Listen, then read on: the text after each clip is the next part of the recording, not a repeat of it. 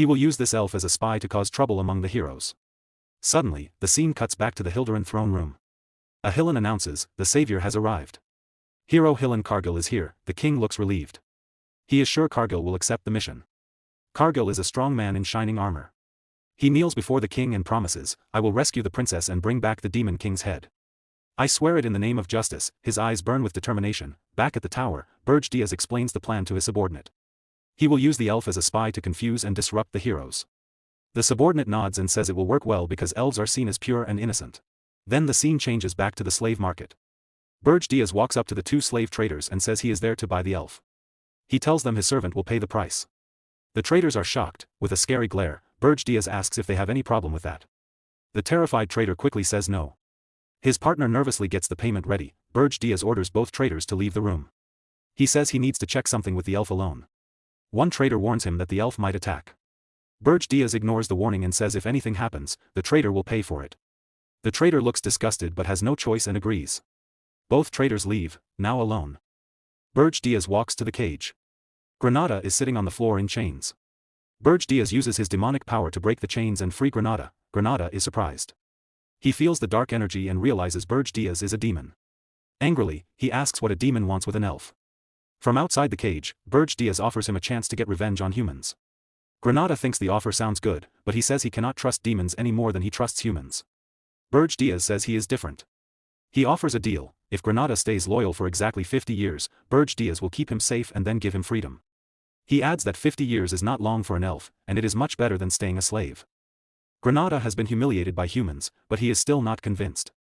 He reminds Berge that demons are trying to destroy the world tree, which the elves protect. Looking straight at him, Granada asks how he can trust a demon at all. He also says it is strange that a demon would need help from an elf. Berge realizes Granada has good points. After thinking for a moment, he smiles in a clever way and changes his plan. Fine, he says. Let's do it this way. He summons a magic contract book and makes a serious promise under the rules of the great Demon King. He swears he will not harm the world tree. To demons, the Demon King's rules are as sacred as the world tree is to elves. In return, he asks Granada to swear loyalty to him for 50 years, using the world tree as his oath. Granada smiles. He finds the whole thing very strange. You are weird, he says. But you are willing to make a fair deal. Granada stands up and introduces himself properly. I am Granada of the Maple tribe. He agrees to take the oath, but only after he meets the Demon King who sent Berge Berge looks confident and says, I am the Demon King. Granada freezes in shock. He can't believe what he just heard. He stammers, what? Then he suddenly bursts into loud, crazy laughter. Still laughing, he grabs Berge by the shoulders and shakes him. That's impossible, he says.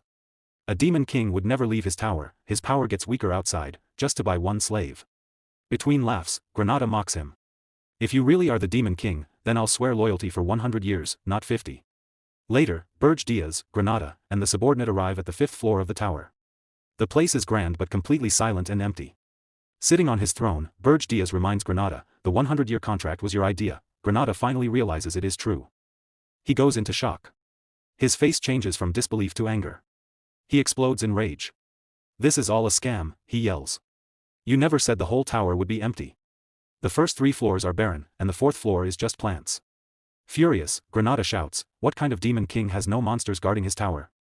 Heroes will destroy us in a year. I won't work like this. Berge stays calm and coldly says, we have a contract. Suddenly, Berge releases a terrifying wave of demonic power. It crushes Granada to the ground. Sweating and shaking, Granada finally admits to himself that this man really is the Demon King. Granada remembers the trip to the tower. Even though the tower looked old and empty, no monsters from the mountains came near. They were all scared of Berge strong presence.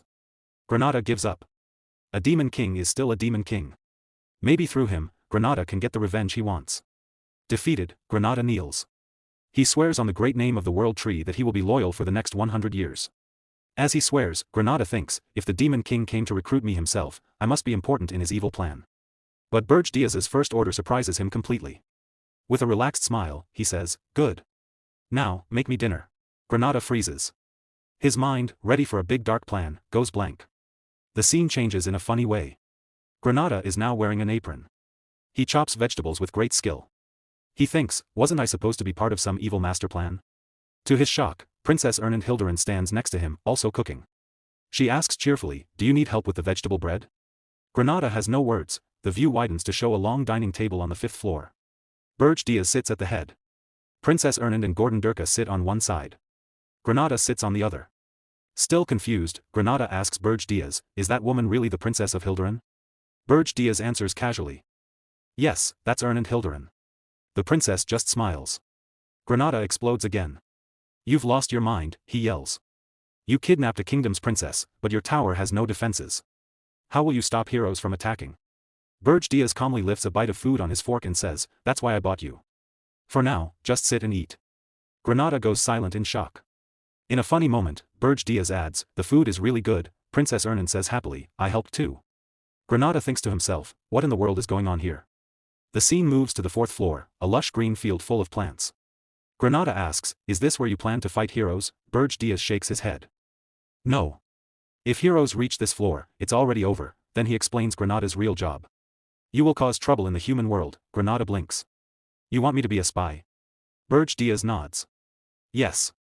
But first, I need to test your skills. He gestures to Granada. Attack me. Granada is stunned. He thinks, how can I beat a demon king in his own tower? Berge gives him a handicap. I'll fight with one hand and no demonic energy. If you win, I'll cut the contract by 50 years. This excites Granada. He gathers nature energy and shouts, I'll attack with everything. Wind and leaves swirl around. The fight starts. Granada attacks fast and hard, but Berge blocks every move easily with one hand. Berge says, your moves are sharp for a former slave.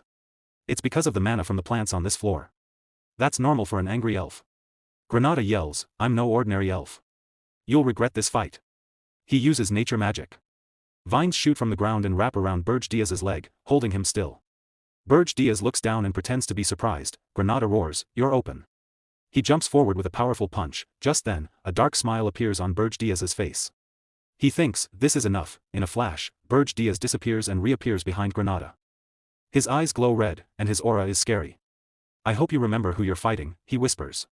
Granada freezes in fear. With a cold grin, Berge says, I won't kill you by mistake, but it will hurt. Terrified, Granada stammers, wait. Wait, a huge boom shakes the tower. The test ends badly for Granada. The scene changes to Orton Walk, the base of the Red Falcon mercenaries. Their captain greets Berge with big fake praise and greedy eyes. What an honor to see you again. Berge says he wants to hire the whole group for 1 year. The captain quickly asks about payment. His men whisper about how Berge beat them badly last time. Berge drops a huge bag of gold as a down payment. Everyone goes quiet in surprise. The mercenaries cheer and promise loyalty. The captain secretly thinks about finding a new job. Berge introduces a new member.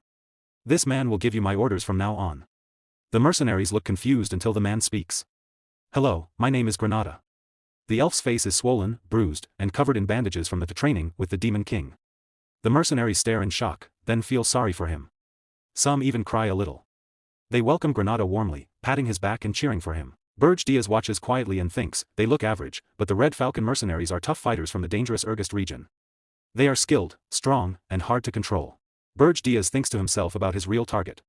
At this time of year, the only hero likely to answer Hilderan's call for help is Cargill, the one who defeated the Demon King of Lust. With his plan clear, Berge turns to his new mercenaries. Granada stands among them. He gives them their first official order, investigate Hillen Cargill, the hero hired by Hilderan. The mercenaries are now well paid and excited. They shout loudly together, yes, sir.